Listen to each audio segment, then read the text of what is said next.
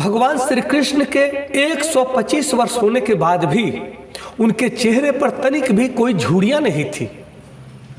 शरीर में वृद्धावस्था का कोई झलक नहीं था। वे सदैव प्रसन्नचित और युवा दिखाई देते थे, शक्ति से संपन्न थे। यह प्रभाव है आध्यात्मिक ऊर्जा का, सकारात्मक ऊर्जा का और योग का। जो व्यक्ति योग में अवस्थित होकर के निष्काम भाव से अपने नियत कर्मों को करता है, उसका जीवन हमेशा सदैव ही प्रसन्नचित, आनंदमय और स्वस्थ जीवन होता है। इसके साथ में एक दिन भगवान श्री कृष्ण पीपल के वृक्ष पर बैठ करके बांसुरी बजा रहे हैं, पैरों पे पैर रख करके और आराम से बांसुरी बजा रहे हैं, बांसुरी के धुन में मग्न हो रहे हैं। तभी एक बहेलिया देखता है कि एक चमकता हुआ चीज दिखाई दे रहा है। बहेलिया को लगा कि वह कोई मृग का आंख दिखाई दे रहा है जो चमक रहा है। वह यह समझ करके और बाण चला देता है। जो बाण भगवान श्री कृष्ण के पैर के तलवे में जाकर के लगता है, और वह जो चमक था भगवान श्री कृष्ण के पांव के तलवे में मणि था जो चमक रहा था। बहेलिया को लगा कि वह कोई हिरण का आंख है, इसलिए उसने दूर से ही अपने बाणों का संधान करके बाण चलाया जो भगवान श्री कृष्ण को लग जाता है। भगवान श्री कृष्ण घायल होते हैं। बहेलिया को लगा कि हमसे कोई अपराध हो गया, क्योंकि लगता है कि यह हिरण नहीं, मैंने किसी और को मार दिया।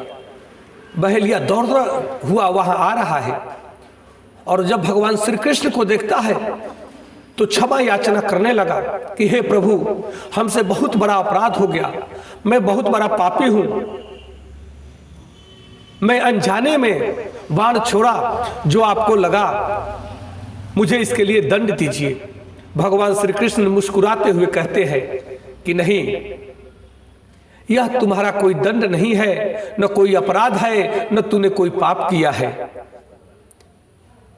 तुम्हें याद हो या न हो, हमें याद है कि पिछले जन्म में मैं जब श्री राम बना था और तुम बाली बने थे, तो यही बाण मैं तुझे मारा था और तुम्हारा वध किया था। जो आज तुम आदिवासी बहेलिये के रूप में इसी बाण को मेरे को वापस किए हो और मैं कृष्ण के रूप में तुम्हारे सामने प्रस्तुत हूं। इस संसार का नियम है, यह ब्रह्मांडीय शक्ति सिद्धांत का नियम है कि जो हम देते हैं वह हमारे पास लौटकर किसी न किसी रूप में आता है, कभी न कभी आता है। इसलिए पछताने की बात नहीं है।